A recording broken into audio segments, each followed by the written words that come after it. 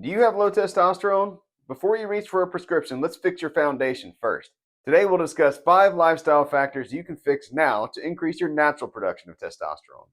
I'm Jack Guillory, former wrestler, Army paratrooper, and exercise scientist, now a PA specializing in men's health and sexual medicine. I've had the honor of learning from some of the best. Now I'm here to use the lessons I've learned to help you maintain your health, performance, and vitality. This is Strong and Hard.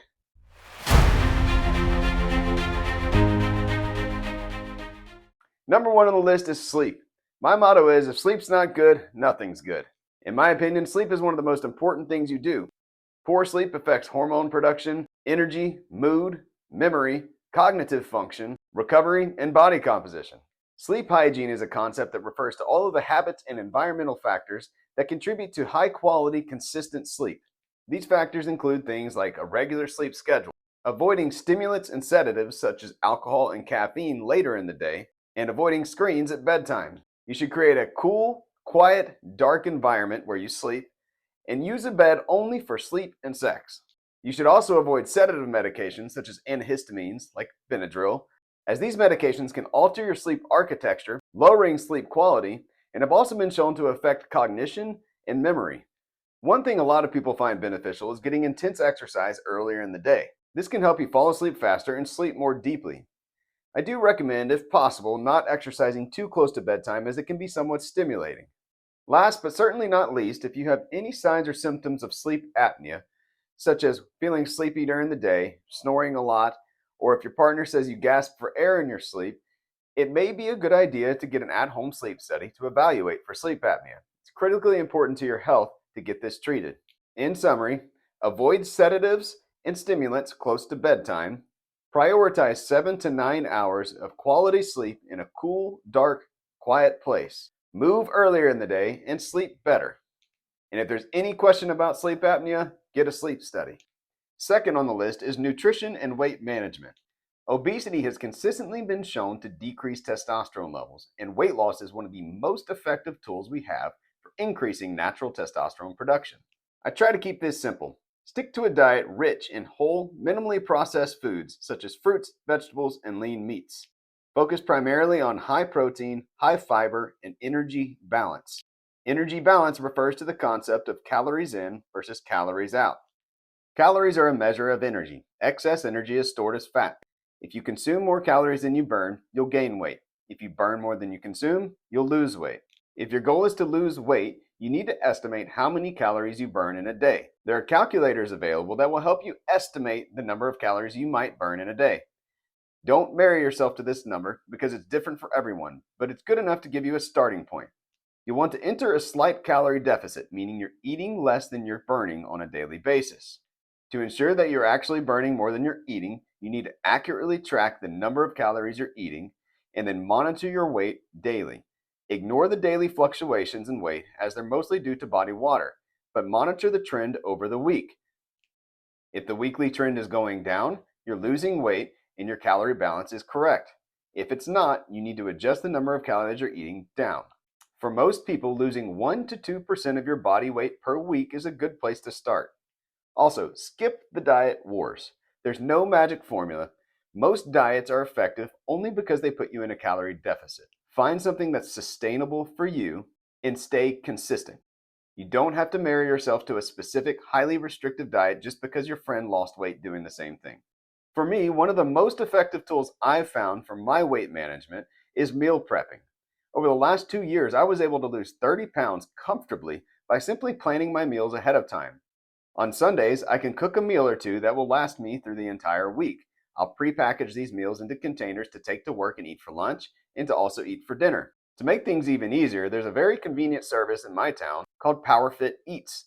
They stock a nice variety of different meals, prepackaged, with nutrition labels listing calories and macronutrients. The meals are very tasty, very convenient, and it saves me a lot of time and trouble. This consistency has made it very simple for me to maintain a healthy body weight. I'm also very satisfied with the meal quality, and I never really feel hungry. To summarize, focus on quality food that's high in protein, high in fiber, and sustains an energy balance. Measure your intake and weight daily and adjust as needed. Find something that's sustainable and enjoyable for you so that you can stay consistent. And remember, preparation beats willpower. Number 3 is one of my favorite topics, exercise. There are a few things I've found that are as beneficial in so many different ways as exercise. My first tip would be to kill the all or nothing mindset. Just start doing something. You don't have to train like a professional athlete. The American Heart Association recommends a minimum of 150 minutes of moderate intensity exercise per week. That could be a brisk walk for 30 minutes a day, 5 days a week. I would also recommend adding in 2 30-minute sessions of resistance training per week. This can make a huge difference in strength, muscle mass, and testosterone production. If you want to do more, that's great. I love exercise. My routine is pretty intense. I go to the gym about 4 to 5 times per week. I spend 20 to 30 minutes at the beginning of my workout doing cardio, usually a stair climber, incline treadmill, or elliptical, and then spend about 60 minutes doing intense weight training. This is by no means required and not what you have to do. It's just what I enjoy.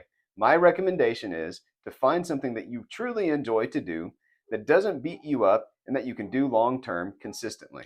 When it comes to exercise, it's important that you focus on the progress over perfection. Get better every day. Don't compare yourself to others. Compare yourself to where you were yesterday. A little bit goes a long way. Get started and just move. Movement is medicine. It will benefit you in so many different ways. Number 4 on the list is stress management. Chronic stress has been shown to lower testosterone levels. This one's a little bit tricky because there's only so many things we can do to eliminate stress in our lives. While we can't eliminate all sources of stress in our lives, we can pick and choose what we allow to stress us, and we can also change the way we manage our stress. One thing that's very important to me is that I manage my time very effectively. Like many people, being late really stresses me out. To avoid that, I try to plan my time and use it very efficiently. That doesn't mean I don't get free time, but I plan my free time. I make sure that I take care of my responsibilities when they need to be taken care of, and then I make sure I don't have to worry when I'm trying to relax. Plan your time, be early, relax when you get the chance. One of the most effective tools I've found for managing my stress is exercise. I also have plenty of hobbies that I enjoy partaking in. Anything that can pull my mind away from the day-to-day necessities. As a parent, I understand how difficult it can be to balance the time you set aside for yourself and the time you give to others. But I also understand that I am a better dad when I take care of myself, when I'm fit and healthy. So I make self-care non-negotiable. It has to be a part of my routine. It's not something I just do when I get the chance. The better I take care of myself, the better I show up for my family. I want them to have the best version of me. So self-care isn't just a luxury, it's a necessity. It's a priority. One last little nugget of wisdom I can offer. Many people always tell me how overwhelmed they feel by all of the responsibility and tasks they have to accomplish. I think it's important to not focus so much on the big picture, but to choose one task that you can accomplish now to gain momentum. I like the expression, how do you eat an elephant? One bite at a time. In summary, manage your time wisely, prioritize self-care, and protect your peace. These 4 pillars, sleep, nutrition, exercise, and stress management, are where health and hormone optimization begin. TRT is an adjunct to these things, not a replacement for them. When it comes to lifestyle, consistency is key. Build the habits and own your health. If you'd like more evidence-based advice like this, plus a little bit of motivation, please subscribe and follow. And as always, get strong, stay hard.